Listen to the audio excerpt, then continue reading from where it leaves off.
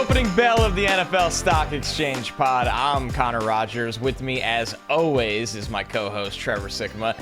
And Trevor, we got the round two, the two-round beast in the books, man. But for the people that are back for some more, we are not done yet. We are going to put a bow on the NFL Combine. Today is stock up, stock down from the NFL Combine. And that can be looked at as a lot of different ways, right, Trevor? It can be the testing. It could be things you hear. It can be a guy that you thought was going in the second round, and everybody's like, no, you're wrong. He's going in the first round. So it's all the takeaways from the NFL Combine, man. I'm excited for today. Yeah, I am too, dude. And, you know, we talked about this before Combine Week, that it's not just about the athletic testing. Like, it's not just about checking those boxes. It's not even just about the measurables.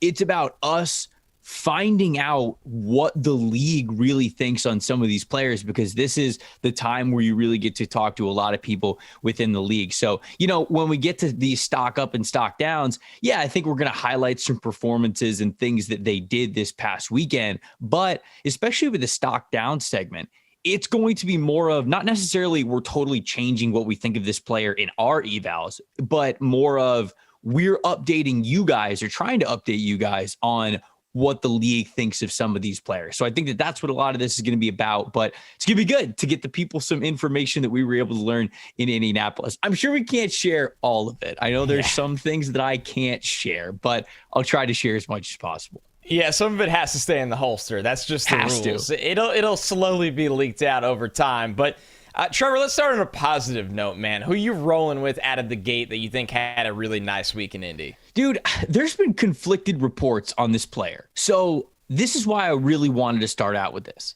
Kayvon Thibodeaux. Man, I was so impressed with Kayvon Thibodeaux. I really was. And, you know, just like everybody else, I kind of heard the mixed reviews with Kayvon. There are some people within the league that think that Kayvon's a me guy. I'm just going to say it. Going into Indianapolis, you know, obviously you and I have had the conversation before on this podcast where he was the consensus number one overall player, and then kind of started to see him drop a little bit. And now it's kind of like he's almost firmly not in that number one spot anymore. He's kind of like right around 4 or 5 in the draft. Not even discussed in the number one spot ever. Right. We talk about him as a potential number one overall pick, but he never goes number one overall in mocks anymore. So people were like, okay, well, what's the big deal? Is it the interview he did where he was kind of coming off as like super confident? Did it rub people the wrong way? I think it did. I'm just going to be honest, man. From what I heard in Indianapolis, there are actually some people who believe that that interview made him look overly confident or arrogant or cocky or something like that. And man, I don't think that's true. I don't think that's true. And maybe this is a little bit more of a stock up personally, but when Kayvon Thibodeaux talked at the podium, he sounded smart. He sounded cerebral. He sounded like he knew exactly what he needed to do to be successful in the league. And look, I don't get to talk to Kayvon Thibodeaux every time he goes to these NFL teams. And I'm sure that every interaction is a little bit different, as it is for every player. But I've got to go with Kayvon Thibodeaux as a stock up guy, because I think any stock down reason that somebody had on Thibodeaux going into the week feels like it's more fragile now than it ever was. So this guy, still really nice athlete, really good tape. I think the things that he can do from a pass rush profile are fantastic. When he got up to the podium, he talked about having a pass rush plan, and he compared it to the game of chess and how you set up one move to set up another. He talked about, I'm going to hit you with speed, and then I'm going to hit you with different types of power. And then when you react to that, I'm going to give you a different move. And he just understands what it takes to be such a good pass rusher in the NFL. And I was super impressed with what I got to hear from Kayvon Thibodeaux. He did not sound arrogant or cocky at all. And with that being the case, you and I had him as edge one tape wise. He's still edge one for me. I know he's still edge one for a lot of guys in the NFL, in the NFL circles. And so I'm thinking that this dude's stock is up from what we kind of quote unquote didn't know going into Combine Week. I'm with you, man. I'll piggyback off of the Kayvon talk. I think that, yes, there are people that are legitimately concerned about the personality or taking plays off. I think there's a lot to unpack. I think it's ironic to me how nobody ever talks about Kayvon Thibodeaux playing hurt most of the season. We use that a lot for other people, but when it's convenient, in a sense, for a guy that might have a different personality, that's never used. So I just find that interesting. I remember Now, last year was a unique draft year for us. We were not on the road like we are this year. We were, texting and calling and the occasional Zoom with your scouting sources, friends, whoever it may be. That's all good and fun. It's a different world when you're sitting in front of them having a beer, BSing like that. So, but still, with that being said, last year there was rumblings like this about Micah Parsons, right? Does anybody give a you-know-what today about any of those rumblings of Micah Parsons?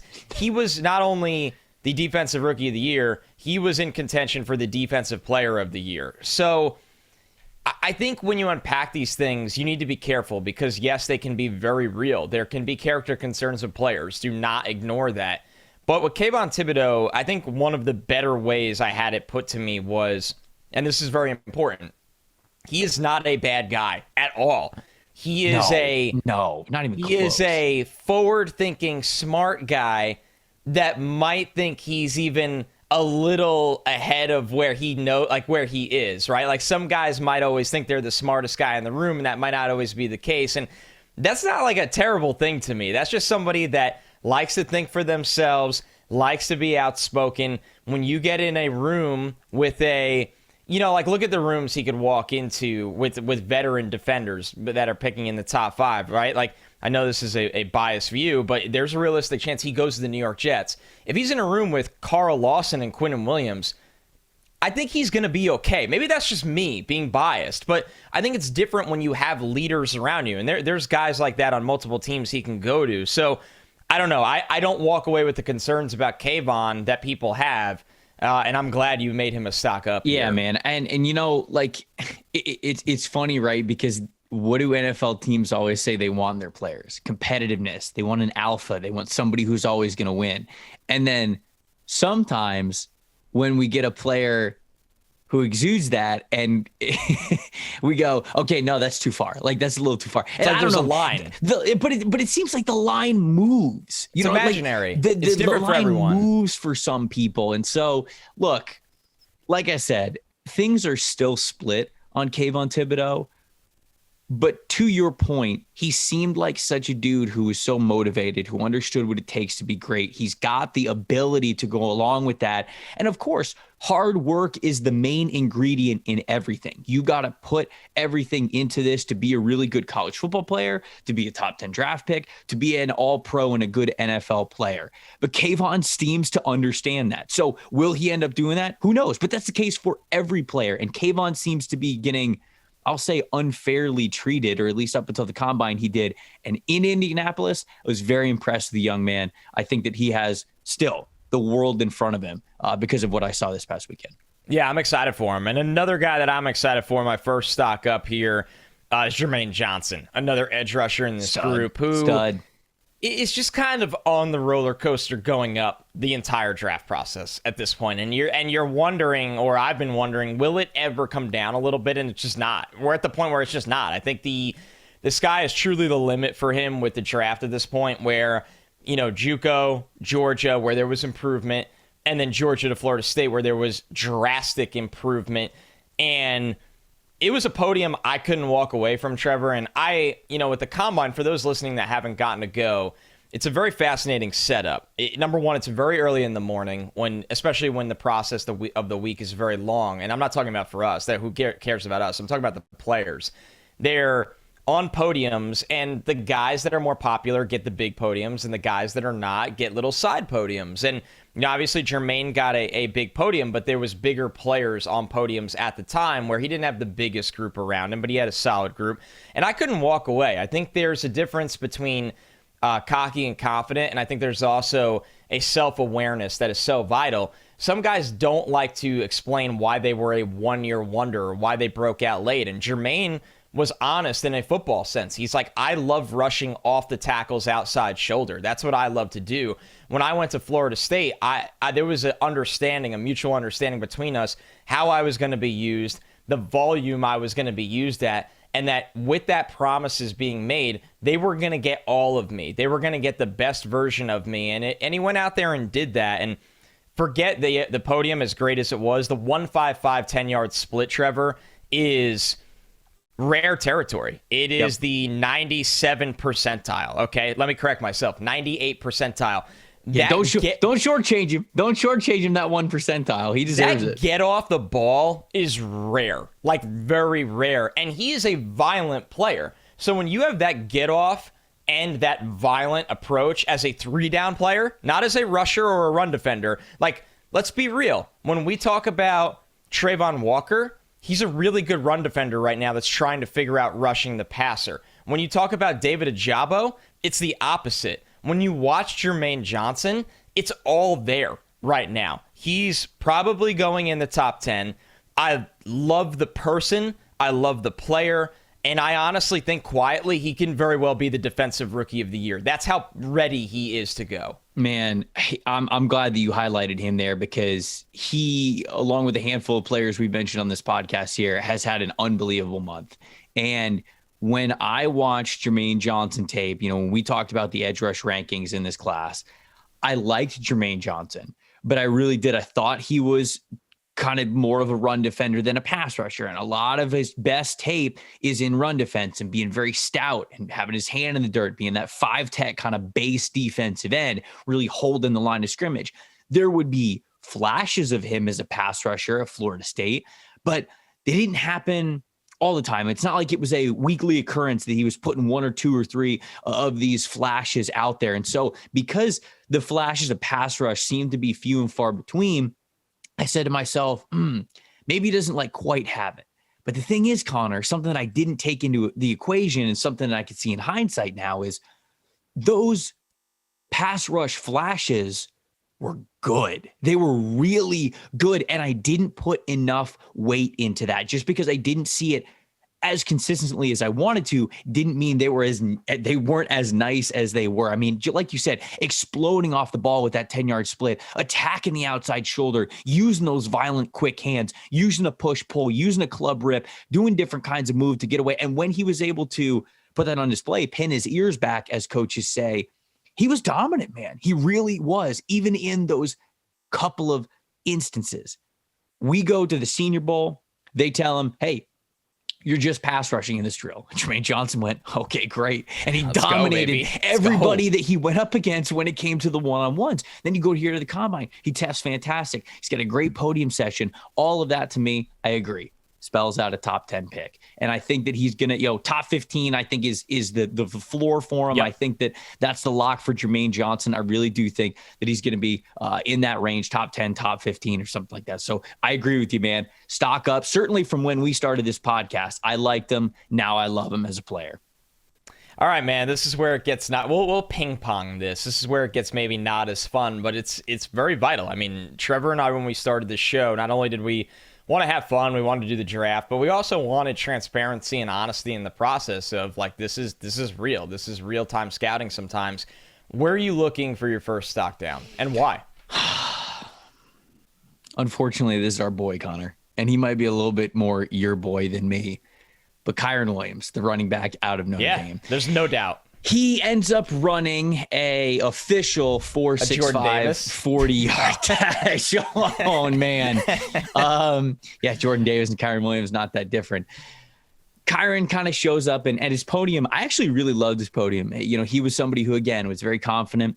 A question was asked of him, hey, what do you say to people who give you that that third down back tag, where you're just a third down back. You're a pass catcher, you're a pass protector, but they don't see you as a full-time workhorse. And he said, you know what? I don't like hearing that. He's like, not that I don't have the ability to do those things, but he's like, I want to be known as a running back who can give you value on first, second, and third down. And I agree that's still there with Kyren Williams because the tape still exists.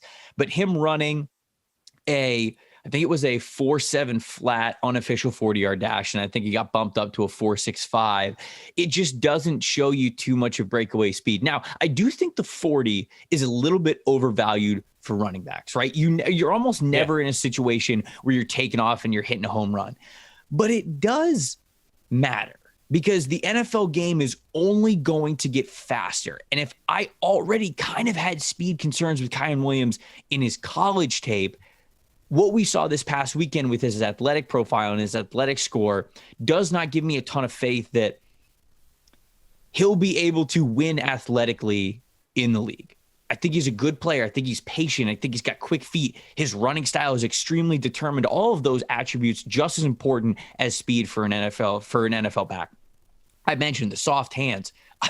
You won't find a better pass protector in this class of the running back position. You simply will not. But it's a little bit of stock down for Kyren Williams simply because I think he wants to be known as a full-time workhorse, a guy who can do things for you on early downs. I think some people did as well. I believe he was your RB1. I had him at RB1 going into the season this past summer. RB2, yep. But so it just, that is now even a little bit more of an uphill climb than it was previously, because I think all of us were maybe hoping that he was going to show up and run something close to a 4 or 5 flat. And that just didn't happen. And it kind of, like I said, nothing really changed with Kyren Williams. But I think it's a stock down because a lot of people were hoping, maybe having some faith that there was a little bit more than what we saw on film, and athletically at least, and that's just not there. So Kyren Williams kind of is what he is. I think you're going to see him drop a little bit in some rankings because that hopefulness is no longer there. But like I said, it may be a stock down more towards what was always reality. But this is still a really damn good football player and somebody that I would love to have on my football team. You're just probably drafting him at a little bit of a different spot than you might have thought a month ago. You're absolutely right. I mean, listen, like after Breece Hall, I thought he was, Breece was a little bit more traits-based, as great as his college film was, but I thought Kyren was a better pass protector. I don't think Kyren Williams is going to sit there as my RB2 anymore. Now, is he going to fall out of the top 5? Like, that's just not going to happen. I don't react that way to the combine.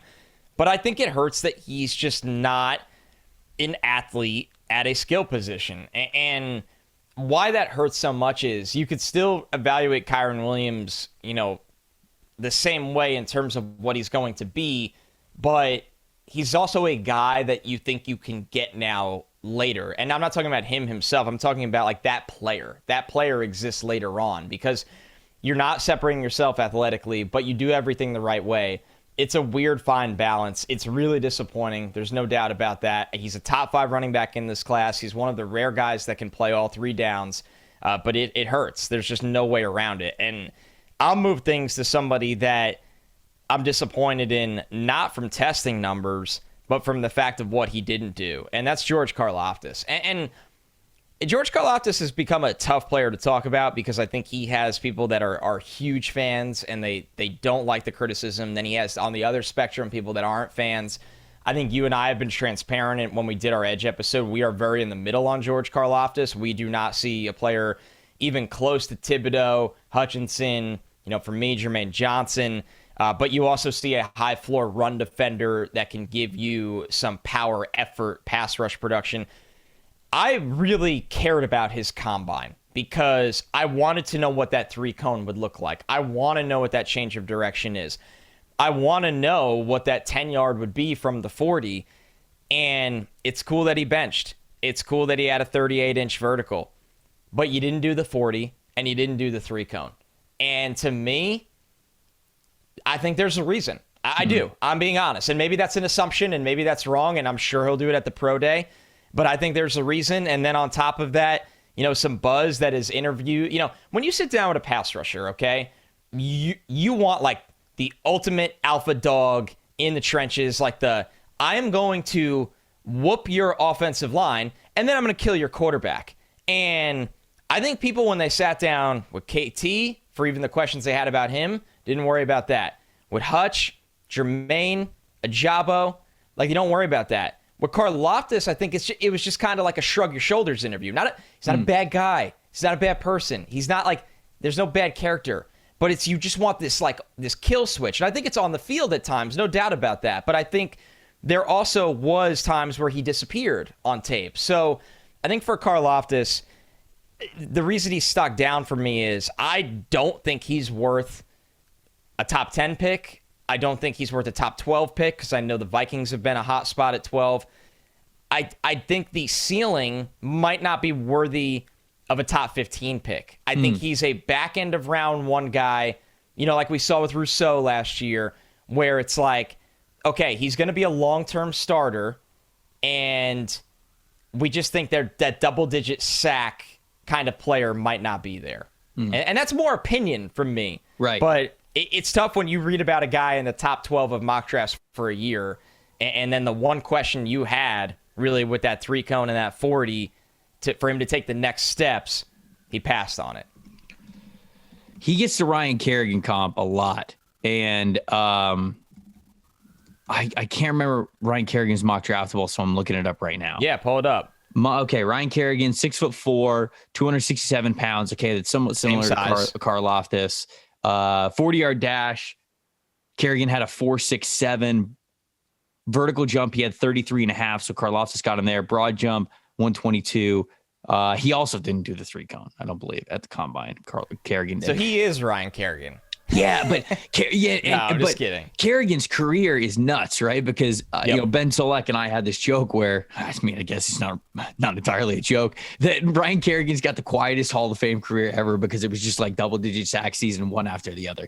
And I do think that that's probably the ceiling for what we see of Karlaftis. I would agree with you that he is on the stock down part of this show, but I heard that like teams didn't love the interview process, but I always feel weird commenting on that because obviously like, I wasn't there. in. Yeah, like I wasn't there, so I'm not going to sit here and be like, oh, he bombed his interview. I wasn't in the room. No. This is just kind of what we're hearing. He might not be going as early as you think. That's how I translate it. That is the stock down portion of it, because I've done mock drafts where me personally, I've put George Karlaftis in the top 10. I've put him in a variety of different spots. I've had him to the Atlanta Falcons. I've had him to the New York Giants. Like I've had him to a lot of these teams that are picking in the top 10, but I don't think that's the case anymore. And I think that it's less of what Karlaftis did this past weekend and more of us catching up to what it seems like the league believes in Karlaftis, which is good point. More of a back end of the first round player. So yeah, I don't necessarily think that, I would have loved to see him test, but like you said,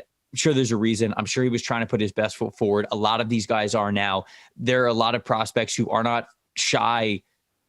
They don't shy away from not doing drills that they don't think they're going to be good at and just waiting to do it at pro day. And basically we're seeing as the years go on, players be more and more comfortable with saying, yeah, judge the tape. Don't care. Just go to the tape. Doesn't matter. I'm not going to test poorly in an area where I think it's going to kill me. There's no reason to. Just go trust the tape, if you will. And Karlaftis was actually asked us that very question.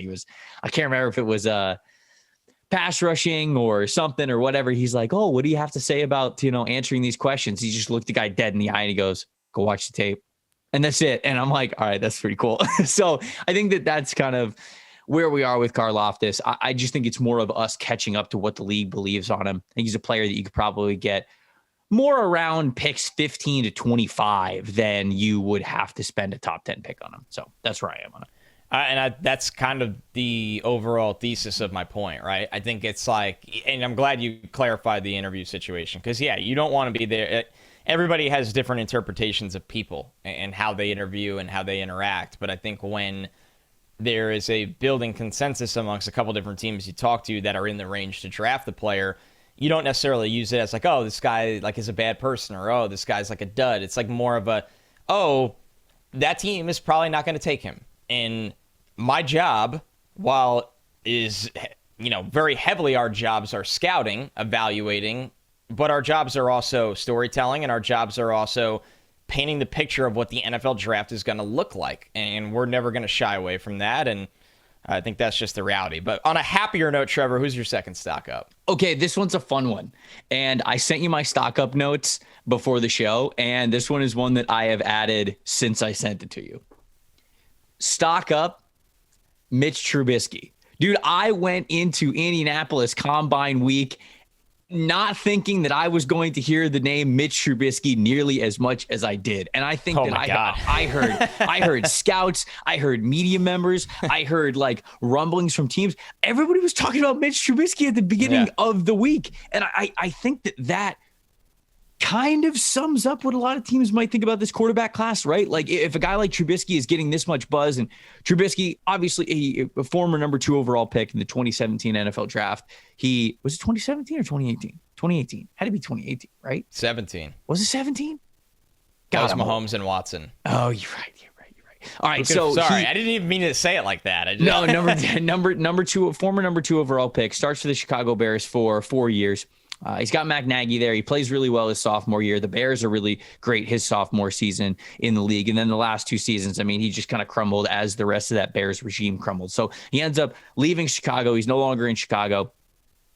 He went to Buffalo, and he's been with the Bills. He was with the Bills this past season. And if you say, well, I didn't really see him play much, because he didn't play much. He attempted 8 passes this past season. It was obviously all Josh Allen. So Trubisky didn't really see the field. But of course, we know that the greatest ally of highly drafted quarterbacks who flamed out in one location is time, because as time goes by, we start to only think of the positive things that we saw from this person. And look, both Sean McDermott and Brandon Beane, the head coach and the general manager from the Buffalo Bills, said nothing but positive things about Mitch Trubisky. They raved about him, truly, about how he handled the situation, how he came to work at Buffalo, how he didn't talk about like, woe is me, you know, that he didn't, they even said like he wasn't blaming people in Chicago. It's not like he was talking shit about the people who were in Chicago who kind of failed him, which is kind of true, honestly. For however talented you want to believe Trubisky is. And of course, those two guys have something on the line, making Mitch Trubisky sound good because they get an extra comp pick if he leaves in free agency and he signs a big deal. But all that to say, there was a lot of talk about Mitch Trubisky potentially being on an NFL team in a capacity that allows him to get a starting gig next year. Washington, Carolina, like, I don't know, just a lot of these places where he might come in and compete for, perhaps even win a starting job. And I think that he's probably going to get somewhere between $10 to $12 million in either a 1 or a 2 year deal to kind of have this prove it situation with the team and stock up Mitch Trubisky, because I didn't think that I was going to hear his name at all going into Indianapolis week. And he was a lot more of a topic than I believed him to be. I think there's a side to this that really benefits teams that don't like the quarterback class, but need to be active in the quarterback market, that have the job security to kick the can down the road. And I'm looking at the New York Giants, right? And they're one of a few, but the Giants come to mind because Daniel Jones wasn't this regime's pick, and I think ownership likes Daniel Jones as a person and probably still as a player, where they want to give him a better chance. But I think they also know that, one, if he gets hurt again, it cannot be a Mike Glennon. 2, if it doesn't work out for him early on, there needs to be somebody in the building that they could actually turn to. So now you're building all this positive goodwill and hype about Trubisky's revival arc, that it's an easy sell throughout the entire offseason. And then if things really all went poorly with Trubisky and Jones, and I'm using the Giants as an example because it's a very, easy one to envision. Well, that's a new regime that's trying to get things right. And then they're in on the 2023 quarterback class as well. So that's an easy road for a team like that, instead of getting in the door and being like, we got to take a quarterback now. We need our guy. Once again, this class isn't very good. So I think it's actually the wise decision. So I think that's why you're getting some of that Trubisky build up right now. And good for him, good for his market, good for his agent. And I do hope he can turn it around. Although, obviously you'd be an outlier if that was the case. All right, stock up for me. Pierre Strong. And I know last week I said that be careful how you value the 40 for running backs, but more for me, it was the guys that run, late 4.5s, 4.6s that you had as top guys, rather than the ones that light up the track. Pierre Strong is a unique case, right? You're coming from South Dakota State, so you already have something to prove. If you're an FCS back, you need to have dominant tape. He has that, right?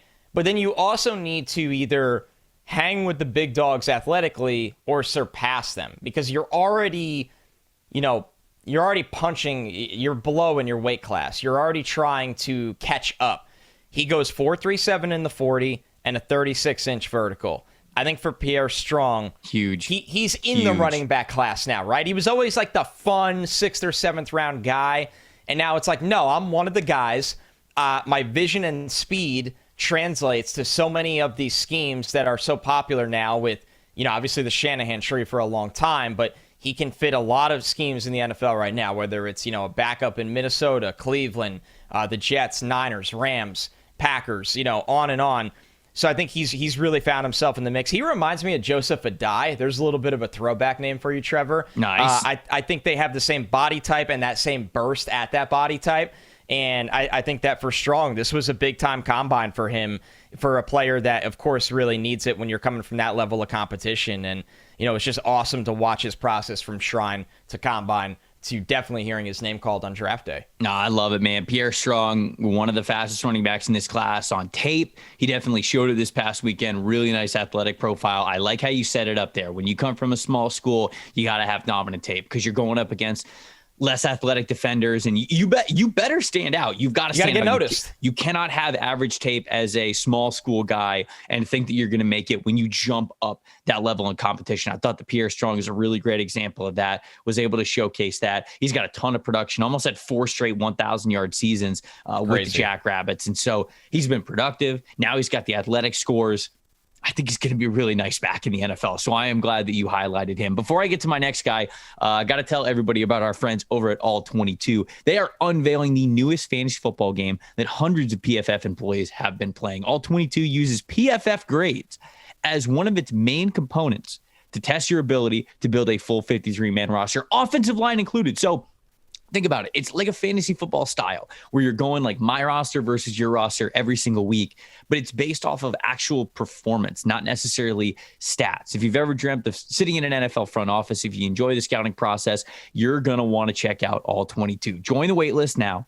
all-22.com with nothing more than your email. And if you join before the NFL draft, you'll receive a special promo code for your All-22 subscription. Waitlist users will even gain access to premium content like the inaugural draft guide, in-season strategies, feature release announcements, and so much more. Be sure to follow All-22 at All22_PFF on Twitter.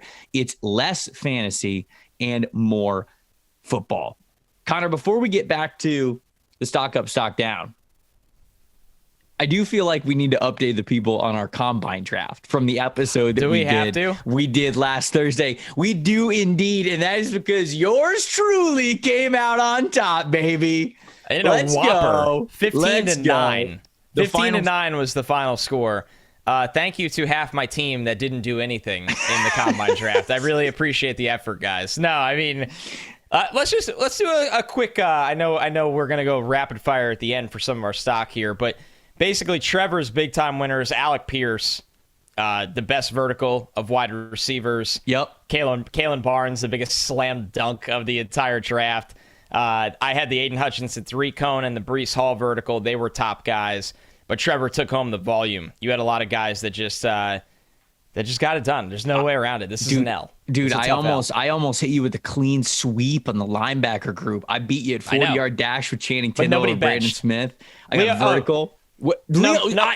Number 1 pick overall for me didn't do what he was drafted to do. This is the bus draft. I took literally 10 Ja'Kai Polites with my first 12 picks. Linderbaum didn't do anything. I should have known I forgot he was hurt. The very first day that basically everyone in a position group bailed at the bench, I was like, oh no! Oh, everyone! No one benched. Of us. No one benched, and nobody did the 3-cone either. Wide receivers didn't even do the 3-cone. The running backs as a whole did not do the 3-cone. They all opted out as a group in solidarity. It was almost impressive. They rose up against the system. Yeah, they were absolutely like, "Nah, we're good. We don't need to do this." They formed a union right on the field. They unionized. The 3-cone unionized. Unbelievable. So you got it. I can't even hate. You got it. Your linebacker sweep is just beautiful. Channing Tindall, Brandon Smith, and Chad Muma all had really nice combines, and I just didn't. What can I say, dude? I think I feel the most proud about getting the 1 point at safety for Colby Harvell. Yes, this was a big point. Okay. I couldn't afford to give up points at this point. And Colby Harvell-Peel goes, yeah, I'll bench. No one else here's benching. All you had to do was, 1 rep? And you would have got the point. You're going to do it, so I'll do it. Yeah. Oh, my God. Good Lord. All right. So just credit where it's due. I just wanted to, I just wanted to. No, we can't do something like that and not update the people. It was true chaos. Well, it was fun. When Ben Solak and I did Locked On NFL Draft, we were awful at actually doing things like this. And then actually recapping it. And then never updating it. So it's smart. We're starting off on a new leaf here, and maybe it's because I won. Maybe that's the reason why I wanted to bring it up so much. But If people liked it, let us know, because we're thinking about doing one for the draft. Yes. So, no, I would love to do some sort of superlative kind of draft for the actual NFL draft. I know I saw a couple of people say, hey, it was a little confusing with you guys bouncing around positions. And we'll tailor it. Yeah, maybe we'll structure it a little bit better. But if you love the draft idea, let us know. I saw some of those comments already. But if you guys say that you love it, we'll be glad to do it again. Do the iTunes review as well. We see that all the time if you want to do suggestions. Here's a wild idea. Yes. Maybe for the draft one, we do that show live and we curate the top vote for each section from the comments. So it's Trevor, Connor, the Stockies, the Stock Exchange fans. So we let the fans in on the competition as well. Okay, so like they're voting for an answer at the same time we are? They're picking as well. As a collective unit. I actually like this a lot. Yeah. That'd be a good way to get it. We can workshop this. I think that we can workshop this. We need the 2 months to figure it out. We do. But we'll get it done. All right. We'll go somewhat rapid fire in our last couple of guys. I'll bundle my last two stock downs. But you go ahead. Okay. So my stock down, dude, one of the last guy that I want to talk about is Devin Lloyd. And Devin Lloyd's another player who, kind of like George Karlaftis, had this top 10 allurement to him that he might be able to go top 10. I don't really see that anymore with Devin Lloyd. And again, it's the same thing that it is with Karlaftis. It's the same thing that it is with Kyren Williams. The tape did not get worse. The tape did not magically get worse this past weekend, but you kind of wanted Devin Lloyd to test a little bit better athletically, at least in the 40-yard dash. I mean, he did have good explosive scores, the 35-inch vert, the 126-inch broad jump. Don't want to slouch on that at all whatsoever. Put up 25 in the bench press, so we know he's a strong dude. But it's a little bit of a stock down because in order to be a top 10 off-ball linebacker, to me, you've got to be super special as an athlete. So I still think Devin Lloyd is a good football player. I still think he is going to be a good pro. I've always thought this. But the transcendency of him being a top 10 consideration, I was always a little bit hesitant on. And after seeing him in Indianapolis, I checked my scouting box of saying, this is a good player. You can draft Devin Lloyd anywhere in, I would say, the back half of the first round, anywhere from 15 to 32. And you are going to get a damn good football player. I'm just probably picking other guys over Devin Lloyd when it comes to the top 15. And that's all. That's all it is. So it's a stock down in consideration for those people out there who thought that Devin Lloyd was going to be a top 10 pick. I don't think he's going to be a top 10 pick. I think he's going to be more of a back end of the first round, probably middle of the first round if we're being fair. But I'm not sure how the NFL views the linebacker class overall. I just didn't hear, wow, you got to go up and get one of these linebackers. You got to go get up and get one of these guys early. So it's a little stock down for me. Yeah, I think with that, Lloyd plays fast, but what that tells you is Lloyd sees it, right? And I think we'll have this conversation from Kyle Hamilton. They're seeing it so well that they're getting to the spot because of their instincts rather than that 40 time. And the perfect linebackers have both, right? And it's okay. I love Devin Lloyd, but it's just, when you look at the reality of it, he's not going to be that unicorn as like a top 10 overall pick because of, he's an average athlete with awesome instincts. And I love the player, but you're right. With guys like that, you expect them, you have such high expectations, it's very hard for them to meet. And this is kind of where I'm going. My two stock downs, final stock downs are bundled together. Two corners, Kyler Gordon and Derek Stingley. One obviously worked out. One did not. I actually will start with their measurements being my biggest stock down. Kyler Gordon came in under 6 foot. That surprised me. 31-inch arms. That surprised me. 194 is fine. Stingley, exactly 6 feet tall. 190. He's been hurt, so it's hard to carry a lot of weight anyway. I'm not going to kill him for that. The 30 and 5/8 arms, honestly, Trevor, shocked me for a guy with great ball skills. I think that is, I believe that's around like 20 percentile arms. You're talking about a premium shutdown corner, and I don't think it impacts his game, but it just surprised me a little bit. But the reason the stock down is Stingley, he couldn't work out. Now we're waiting a long time for this guy to be that football player again, and the reason he's a stock down is teams are concerned. He is not a top 10 pick anymore. And when you look at Gordon, I heard a couple of mixed things. I actually heard that he was not feeling very well at the combine, and like that is very real, but he obviously was not going to just opt out for no reason. Say, I'm not feeling well. Then everybody would kind of pile on. He ran a 4.52, which is not slow, but Kyler Gordon is a 4.4 level athlete. So combining the measurements with that 40 time when you're expecting greatness, I'm very curious to see if he can make up for it at his pro day. I think he will do everything at his pro day to make up for it. So Kyler Gordon had a chance to go round 1. I think he's a firm round 2 kind of player right now, while Stingley has just lost that top 10 status, and it's tough to see. And hopefully he turns into the great player we all expected him to once be. But it's been a long road this last year and a half. I think in the most cliche, cringe way possible, Derek Stingley plays bigger than what he is, both in the arm length and the overall height. So the tape of him being able to play bigger is there. He's got that kind of a style, but his measurables are still his measurables. And the thing for me is he needs to play. That's the issue. The foot injury. That's the biggest issue for me. You are still not able to do the combine, and you were only able to play 3 games this past season because you had a Liz Frank injury during the summer, and then you waited and you kind of got surgery on it after you realized that it wasn't going to heal on its own. Sometimes those injuries just don't heal fully. Sometimes those are things that really stick with you. And so that is definitely a worry for me. Kyler Gordon, I thought he was more explosive on tape than he was super fast. So the 40, I guess it kind of surprised me because I thought kind of like Garrett Wilson, right? Where you watch Garrett Wilson's tape and you go, okay, the explosiveness, the shiftiness is obviously there with him, but where is the long speed there? Garrett Wilson checked that long speed box. It was like, okay, I guess that he's got the speed to match the explosiveness, the short area. Fast track. And yes. Right. And then that it just wasn't the case with Kyler Gordon. And I'm curious to see, if he's able to really improve his time when he goes to Washington, if he looks a little bit different when he's running. And so we'll get to see then. Again, the 40, look, these guys have years and years and years and snaps and snaps and snaps of tape that they put out there. I'm not going to sit here and judge these guys getting in a track stance for 2 reps of a 40-yard dash and make me think that it means that they're for sure slow.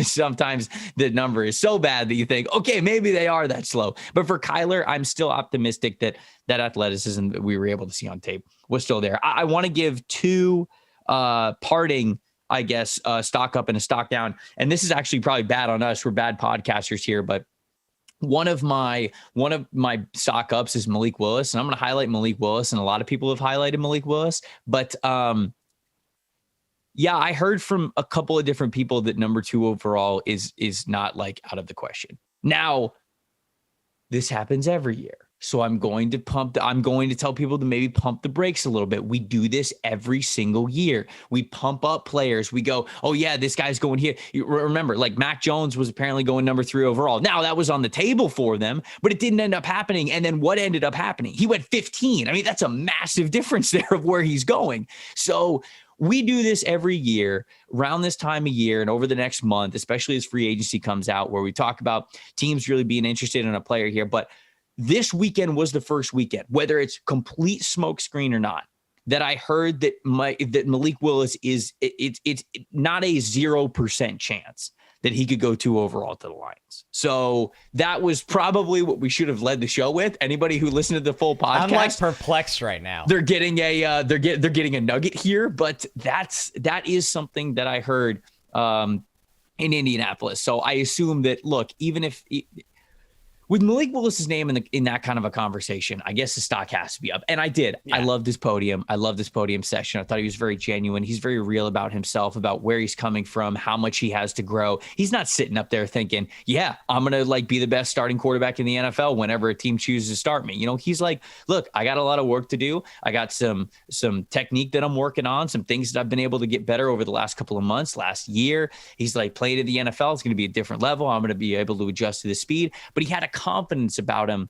within that honesty. And so I think he's a stock up anyways. I think that he was always probably going as QB1 in this draft. I think this past week confirmed that for me. And yeah, I did hear the whispers of 2 overall. So I did hear that. I like that we're kind of using nuggets as like Easter eggs in our show now. We're not like opening the show and be like, Malik Willis is going number 2 overall. We're like, no, you got to stay for the whole thing and you'll get the good stuff. Man, that would set the draft on fire. All right, I will close out my stock up here. this is a funny one in a weird way. I wrote it as the non-Kyle Hamilton safety class. And this isn't a diss or a slight of Kyle Hamilton. It's just that Kyle Hamilton, for all like the unicorn talk and all the hype and everything, it's almost buried a very talented tier 2 of safeties that I am a huge fan of. Like, I'll say this. It's the question of use a top 10 pick on Kyle Hamilton or take one of these guys at the top of round 2 is an easier answer for me than I'm you'd be surprised by. And those guys are Lewis Seen, tremendous combine, 4.37 40, 36.5 vertical, 133 broad. He jumped like a mile. He jumped the whole field. And the tape is explosive. Obviously, Dax Hill, that 6.57 3-cone, Trevor, that change of direction for a guy that lives in the slot, I love it. At 6 feet tall, 191 pounds, long arms.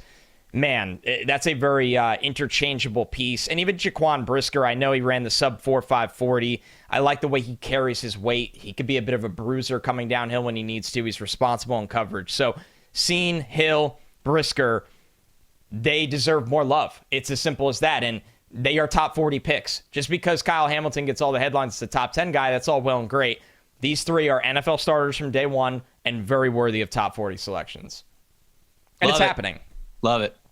I agree. The safety class is awesome. I was at Jaquan Brisker's podium, and I was talking about the strength and conditioning program at Penn State with them because they've had some absolute nuts athletes come around over the last couple of years.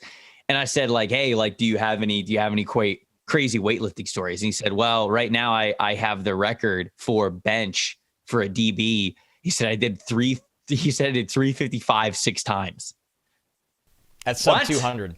Sub 200. And he's been banged up. So I think his workout would have been even better if he hadn't been battling injuries during this offseason. He obviously didn't get to go to the Senior Bowl because of that. So a lot of credit to him for working out. I think that's really impressive. Man, fun show. No, that was great. Little rapid fire.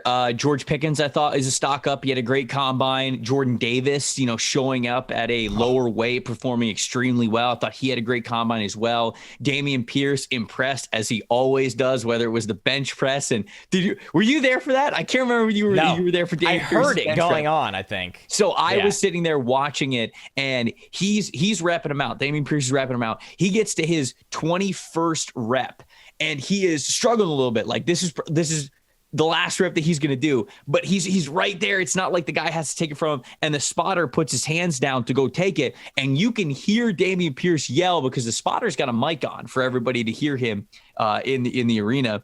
And you can hear Dameon Pierce tell him, "Don't take that, bitch! Don't take that, bitch!" because he wanted to finish the rep, so it counted, and he did. He got up that 21st rep, and then obviously he re-racked it after that, and the whole stadium was laughing and cheering for him and everything. So great personality. That dude's a stock up. Any other rapid fire dudes before we get out of here? Travis Jones and Devontae Wyatt. Jordan Davis's combine was so good. We missed like 2 historic D-line combines from them. That was awesome. But yeah, man, that was it for me. It was a pretty impressive showing from a large majority of this group. No, it was fun. It was great. It was good to unload a lot of these combine takes, some of the things that we've been hearing behind the scenes from Indianapolis to you guys on this episode. I'm sure that from now until draft weekend, we're going to be doing the same thing. You're going to be hearing little combine nuggets that we've heard, and we'll kind of be spreading those things out throughout the show. We're going to have some sort of ranking format episode for you on Thursday. Haven't decided which position we're going to do, so I guess you guys will just have to tune in then. Thanks for listening to the NFL Stock Exchange. We'll see you guys then.